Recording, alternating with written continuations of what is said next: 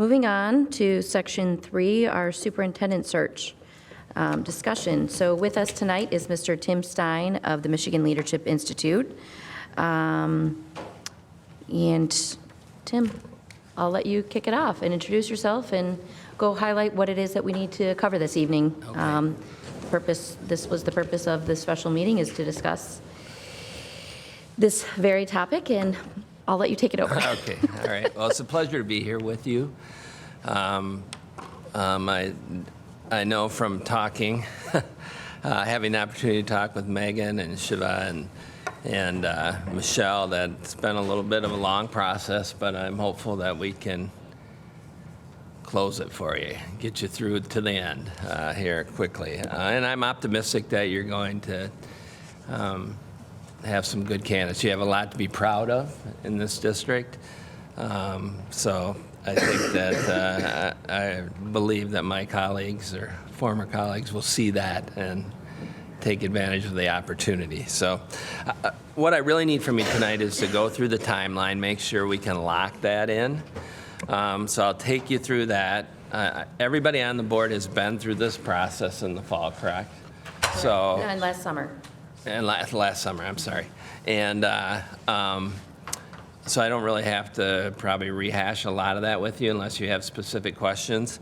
With Rebecca's help, we've structured this timeline very similar to what you experienced or wanted in the last search. So I'm hopeful that will accomplish a lot of your needs. But for those of you that don't know me, I haven't had the opportunity. I'm the regional president from Central Michigan, and so my region is from Port Huron to Flint to Lansing, north to Mount Pleasant, and Mount Pleasant across the Saginaw, and everything in between. But we do at times, in situations like this, venture out to help other districts. So it's a pleasure to be here with you and again, to work with you through this process. So if we look at the draft timeline, you'll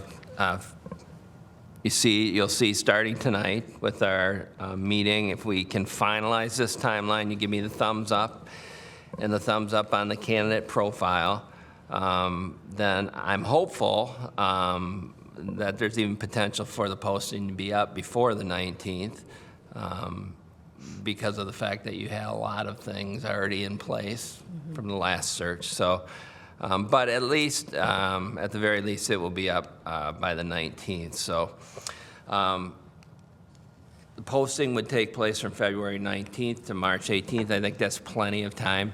I've already had, just on my way here, I don't know how they've already picked up on the fact that I'm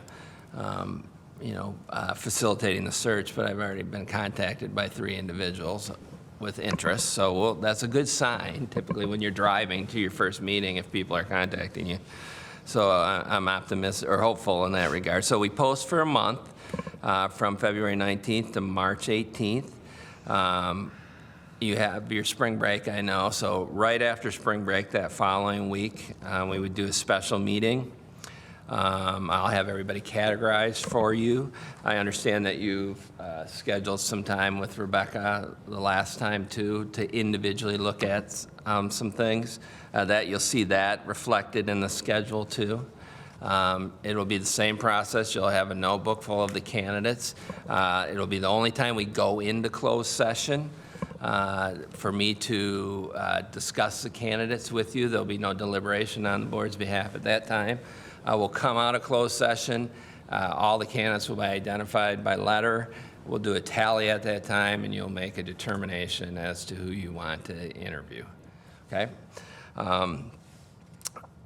The first round candidate interviews, and this again will be depending on the number that you decide you want to interview, but we have 3 dates available or identified in the calendar. Typically, I suggest we up from a minimum of 4 up to 6, and that's why you have the 3 days. So potentially, it could be more or less in regards to whether or not you'll need the 3 nights.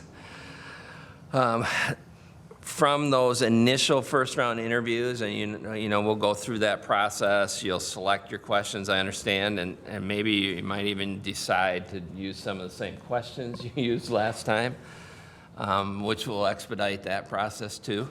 Well, that will all be determined in that first week. And then on the 23rd board meeting, rather than adding additional board meeting to your already busy schedule, you can select the finalists at your April 23rd board meeting. From there, May 1st, we'll have a special board meeting.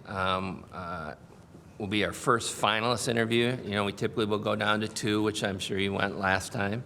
Once in a while, a district will decide, you know, that they might want to add a third candidate. I suggest 2, but that's completely your decision. So you have 2 days scheduled, the 1st and the 2nd, for finalist interviews. Again, this is your decision, but typically we come into the district with the candidate. They meet with students and staff and community members, so you can get some feedback from them. It's a very transparent process. Hopefully you experienced that the last time. So there'll be plenty of opportunity for community to give you feedback too. And we'll work, Rebecca and I talked about that today, about making sure that we have a mechanism for that feedback to get to you prior to having to make any decisions. Then, you know, again, this is something that you need to be mulling around. Tentatively, we've got scheduled May 6th through 8 if you want to do a visit to a candidate district. It's become about a 50-50 with districts as to whether they do that or they bring candidates in and take them around to the districts. Can you clarify what I've lost track of? Yeah, this would be your opportunity, a subcommittee, to go and visit a district from a finalist. So you're down, let's say you're down to 2 finalists. You have one that's from Southfield and one that's from Farmington, let's just say. So you might decide you, as a board, subcommittee of the board, want to go out and see them in their environment. Is that a common practice? It used to be very common. Now it's gotten to the point that people have been more likely, and I don't know if this is post-COVID, but to bring them into your district, and you kind of structure a day that they meet with people and you kind of go around and see how they interact with people and so on. So it's your choice.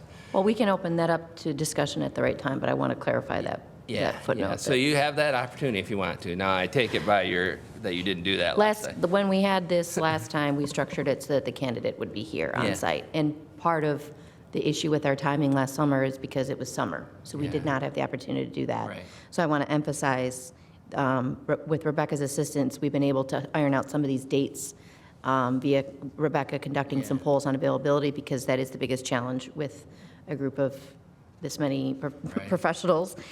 So that's why we have these dates, and it's important that we stay on this timeline for that very reason, because that was a really important point for this board last summer, that we couldn't see a candidate interact here at our schools. And I think that will, you're 100% right. I think it's an opportunity for you as a board. It's one of the most critical pieces of this process. So, so that, you know, how we structure that, I certainly, will let me know, and I can work with Rebecca and Karen to work through that. From that date, your special board meeting will be to select your next superintendent, hopefully. And that's scheduled for May 9th right now, pending your approval. And then you'll see that lag of time to your regular meeting. Well, the reason for that is that's to negotiate a contract with that individual. And that's plenty of time, for you to do that. We also, and I don't know if you had any involvement from John on that, but that, I can help in any way that you need me to facilitate that too. Typically, your board attorney does the majority of that negotiation, but anything I can do to help in that process, certainly ask. Tentative start date I have down as July 1. I think that you're hitting this at the right time. You know, this is when people are looking, and looking from other states, too. Matter of fact, one of the individuals that called me was from another state. So, you know, so I think you're going to see a different pool of candidates than you saw last time. So we all should knock on wood. But so I'm optimistic in that regard. So I don't know, any questions in regards to the timeline? Maybe it's more for Rebecca than you, I don't know, but in terms of how we did it before with the first round interviews, would we, like, are we talking about doing that? Didn't we set aside time, or maybe that was for something else, but we set aside a way for people to like comment or give feedback. Would we do it the exact same way as we did before? Well, unless you tell me you want to do it differently. I don't want to do it. I'm just curious. Yeah, that's the way it's structured. Okay. Yeah, that's our process. So typically the first round interviews are 90-minute interviews max. And I'll give you a little timer so you don't want to go past 90 minutes. During that process, you know, each of you will have typically, I don't know what you had I think you said 2 last time, 2 per category, but typically 3 questions, 21 questions roughly, are asked to the candidate. And then they have an opportunity to respond to that too. The audience will have an opportunity to provide feedback to you as a board. Very similar. I think that's in your packet too, correct, Rebecca? I put it in your packet if you want to pass it around. Yeah. Maybe you have it on. So this is what you used the last time.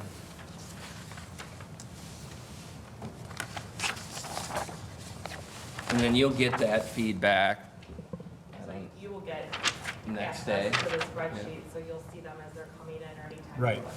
Okay. Yeah. And I think it's a good process to have. Yep. Some people do it in writing. This was, I think, We'll doing a quote, yeah. Yeah. So it'll be a QR code and then a link, and then if people come, we'll have clipboards and things like that too, so. and we'll do any of the meetings that I have with your stakeholder groups. When you get down to your finalist groups too, they'll have an opportunity to provide feedback also. So you'll have more feedback than you could probably ever want. But it's part of the process, and it's part of being transparent. So we make sure that everybody that wants to participate has an opportunity for their voice to be heard. So When would we be doing, you mentioned having stakeholder groups. be that's able to- down here with the special board meetings and the finalist interview on May 1st and 2nd. And those, typically the finalist meetings are, typically you'll have them do a presentation. Yeah. And then you have a shorter series of questions that you take it through. Typically, they're more directed than the generic first round questions, more directed at your interests as a board of what you want to have some clarity on from the candidates. So, and we can work through that with you too once we get to that point. So there would be one candidate on the first and one candidate Yep. the second. And the questions from the audience, will they be repeated for both final candidates? Now, did you have questions from the audience last No. time? No, and no. Typically, because unless you want to prolong the process, it's easier to have more structured questions based on the feedback you already have. Because from the first interview, you're going to get questions also in your feedback sheet said, what else would you like to know, kind of candidates, and you're going to have ideas on what you're really looking for in your candidate and what types of things haven't been asked that you really want to know. That's something that some districts choose to do. It just depends on how long you want those finalist interviews to be. I have less and less districts doing that all the time due to the fact that you have me jumping up and down at times saying that's not a question that should be asked, potentially if you have it in a public forum. Like the portal that we received questions through last time, that was a BHS portal, not an MLI portal, correct? So Yeah. we put the MLI logo, but the board members are the only ones that have access to it, so it's a protected Right. link. But it is posted on our website and whatever, and so people can fill it in. And people are able to post questions anonymously as well. Yes. Yeah. Okay. And then, talking about the board members to visit candidates at their work sites, is that typically board members or? It's the subcommittee of the board. Okay.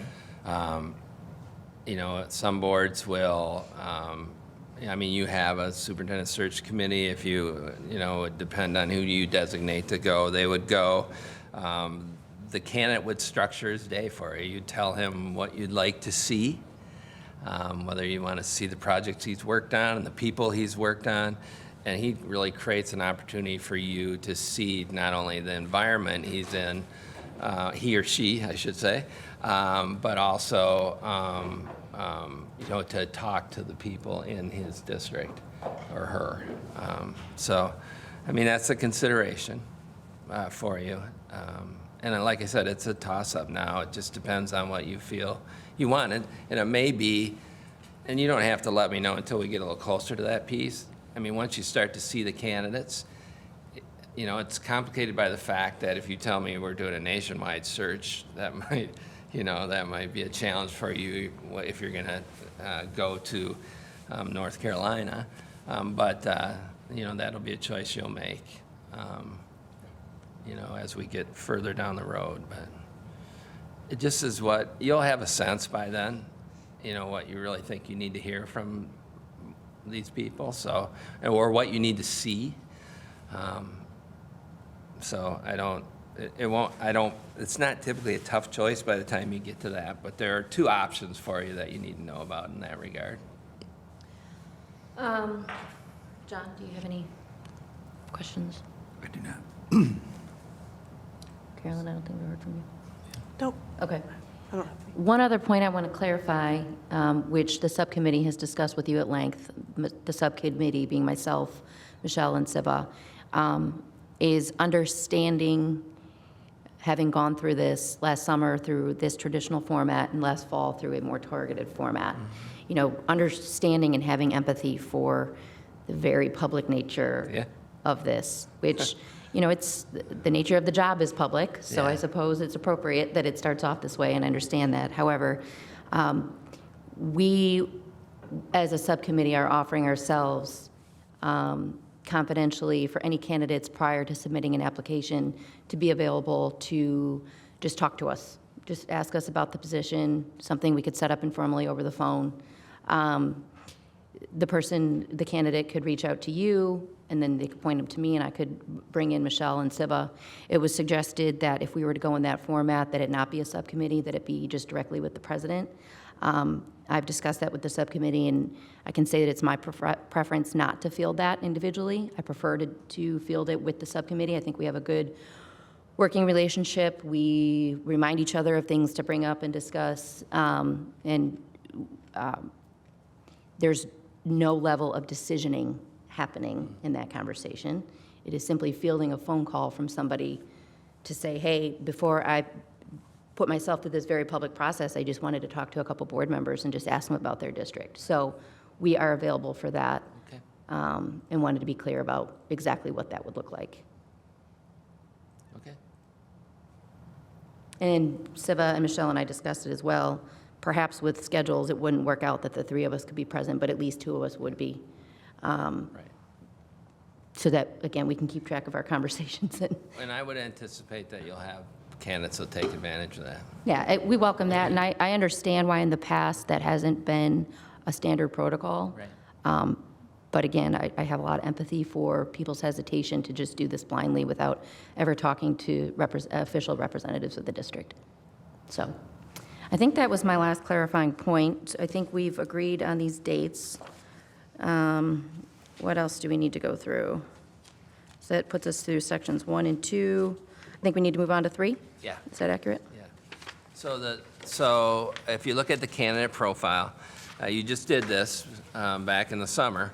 So we've updated it with some new numbers and demographic information. We also increased, it's my understanding that you were increasing your salary range, and you'll see that new number, the 275 to 300,000 salary range. Is that a recommendation of the committee? Or did we talk about that before? That was a study session we came up with. Okay. And we also discussed the fact that for candidates, everybody's contract and what they've negotiated is very unique to their own position for where they're at currently. So if there were things that, that's a baseline, and if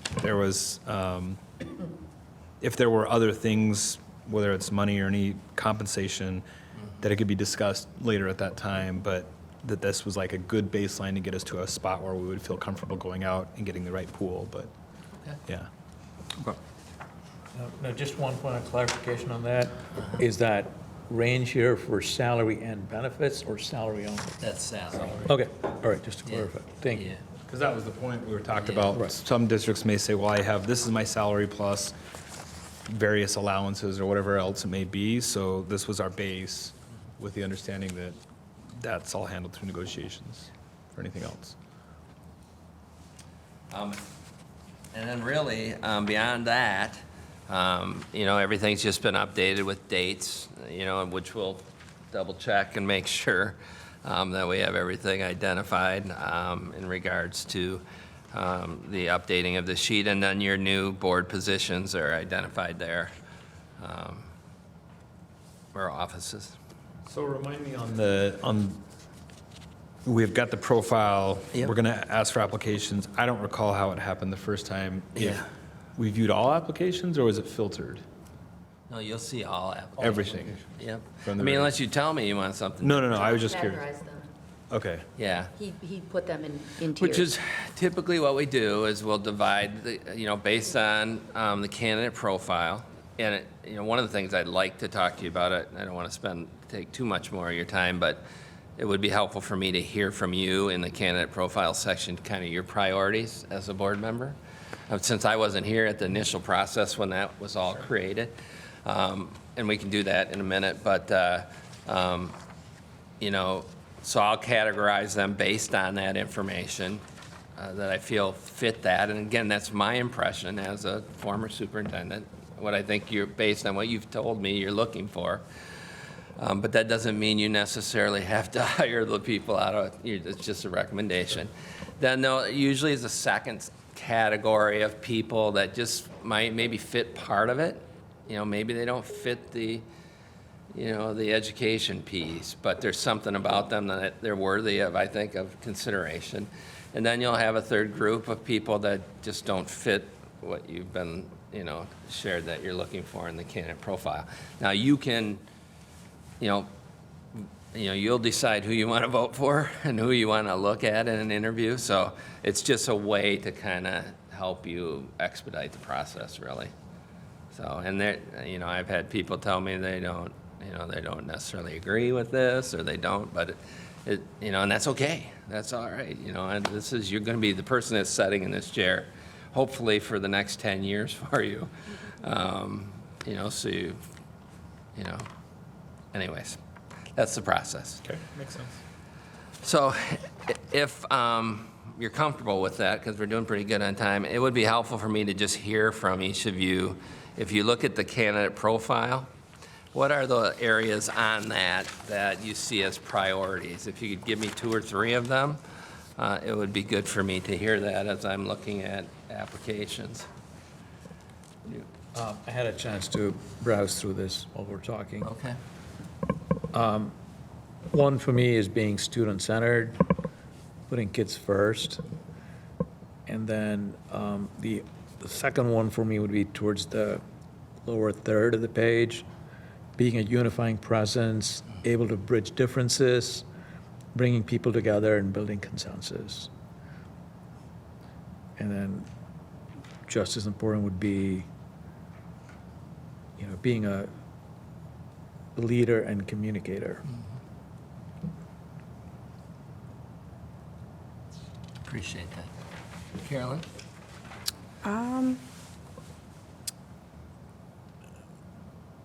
Well, I didn't get through all of them, so could you come back to me? Yeah, that's fine. I guess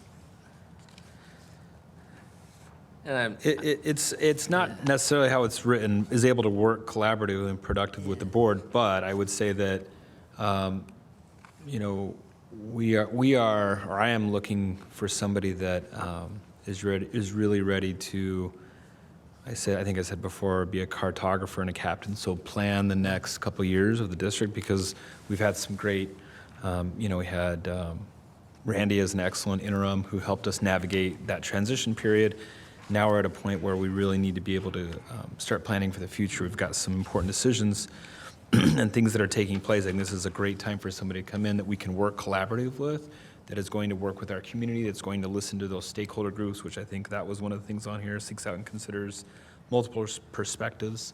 I would also consider the stakeholders to be the staff, so listening to teachers, staff and faculty to help us build whatever that map looks like for the future. Those are probably the two most important things for me. thank you. The most important point for me would be, has the courage of his or her convictions, willing to and able to make difficult decisions in the face of vocal opposition and/or political pressure based on research, best practices, and what is in the best interest of students. I would add students and, you know, the entity that is the district and all the financial overview and prudence that needs to come along with that. And so I think that's, for me, very important in this district. Okay. Jonathan? I'll start a few. Is a skilled and effective communicator with outstanding listening skills, supports values and empowers staff members, trusting their judgment and expertise, will be highly visible and involved throughout the district and community, holds self and others accountable to high standards and expectations. Okay. Thank you. Thank you. Well, I'm a slow reader, so I'll go last. All right. I'd have no problem with that. But, you know, I want someone who's visionary and able to articulate a vision, that where they want to go and the direction they're headed, and be able to bring people along with them, hopefully everyone. But also, a big part of that is being able to work collectively with all of us, because we all have, you know, a vision for our school district that's why we ran, and we're hoping that we can work with that individual. You know, student-centered, I think that's important too, because that's why we're here, it's the students. Sure. Thank you very much. Well, based on that feedback, I think we can, we don't have anybody too far apart from each other, so that's a good sign. That is a good sign. Yeah, We work really well together, Yeah. I would have to say. Tarek just pointed out to me at the end of the application procedure that says candidates should not contact members of the board Yeah, we directly. can change that. No, well, no, Oh, actually. Well, we might leave it that way, but I can share what you, Yeah, I'd ask that they reach out to you. Yeah. And that you yeah. provide me with the information so that the subcommittee can reach out to them collectively. Yep. Thank you for clarifying that, Tarek. Yeah. yeah, that's a good point. All right, what else? That's really all that I have for you, other than the very last thing that I have is just typically how we'll communicate in the future. What typically happens is I communicate through the board president, which we've already been communicating quite a bit. So, you know, I would certainly encourage that. You know, if an individual board member has a question, I don't have a problem taking a phone call. I always typically let the board president know that I've been in communication. It just keeps things together in relationship to what's been out there and discussed. So if you're comfortable with that, then you know, that's how we will move forward. So, Okay. okay. Thank you. Anything else needed from us? I do No, have I one will get this- question, John has a a question? personal question. Yeah, go ahead. The candidate selection by the Board of Education, that particular meeting, how long does that meeting typically last? So we're talking the April, May 9th, the May 9th meeting? yes. Oh, that's just between the two finalists? Yeah, that's a short meeting. Okay. I mean, well, normally, that's up to you guys. Normally, Normally, you're down to 2 candidates, and the candidates' names are on a board, and you give me a tally.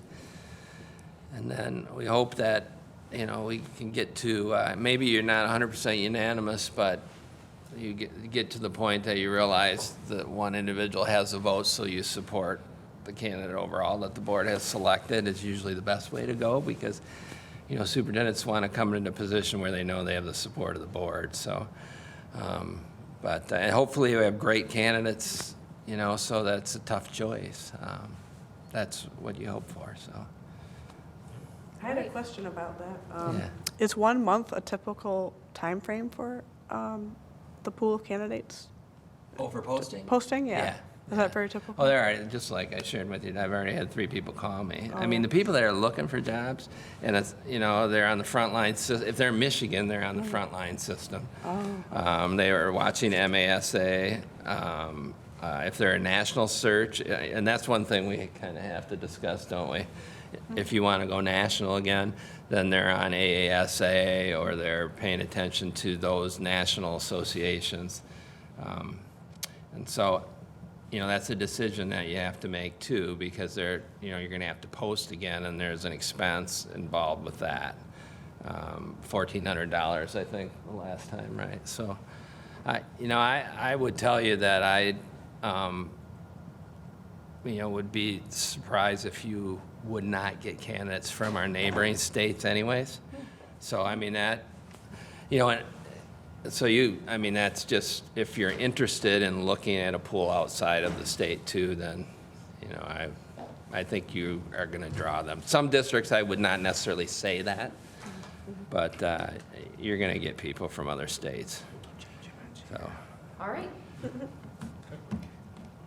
So what's the board's view on that? Doing a national posting? We did that last time, right? Yeah, I Yeah. think we should, would you be open to doing that again? I don't see why we wouldn't.